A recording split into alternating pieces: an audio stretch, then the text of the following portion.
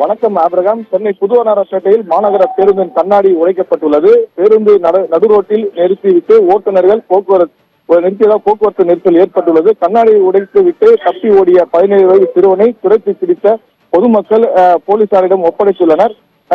பேருந்து கண்ணாடியை உடைத்த நபரை பிடிப்பதற்கு முன்பு அருகில் இருந்த பரோட்டா கடையை பணிபுரியும் மாஸ்டரை போலீசார் காவல் நிலையத்திற்கு அழைத்து சென்றால் பரபரப்பு ஏற்பட்டது.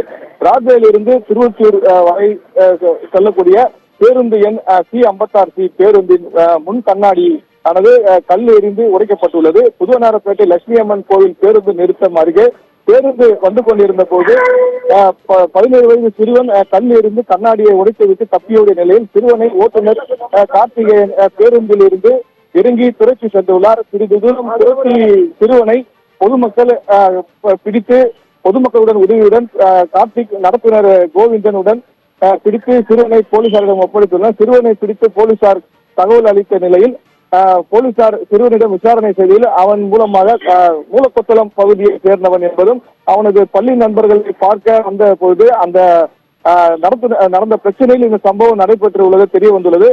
சிறுவனை துரத்தி செல்ல நடுரோட்டில் பேருந்தை நிறுத்திவிட்டு ஓட்டுநர் கார்த்திக் சென்றதால் பேருந்தில் போக்குவரத்து நெரிசல் ஏற்பட்டது. பேருந்து கண்ணாடியை உடைக்கும் பொழுது பேருந்தில் ஓட்டுநர் உடனடியாக பிரேக் அடித்ததால் பேருந்தில் பயணம் செய்த பெண் ஒருவர் பேருந்தில் மயங்கி விழுந்தனர். சக பயணிகள் பத்திரமாக பேருந்தில் இருந்து கீழே இறக்கி தண்ணீர் தெளித்து முதலுதவி செய்தனர். சம்பவ இடத்திற்கு வந்த போலீசார் பேருந்து கண்ணாடியை உடைத்த சிறுவனை பிடிப்பதற்கு முன்பு அருகில் இருந்த பரோட்டா கடை மாஸ்டரை காவல் நிலையத்துக்கு அழைத்து சென்றதால் பரோட்டா கடை ஊழியர்களுக்கும் காவல்துறையினருக்கும் வாக்குவாதம் ஏற்பட்டது. இதனால் அந்த பகுதியில் பரபரப்பு ஏற்பட்டது. ஆபிரகாம், அது குறித்ததான காட்சிகளை பார்க்கலாம்.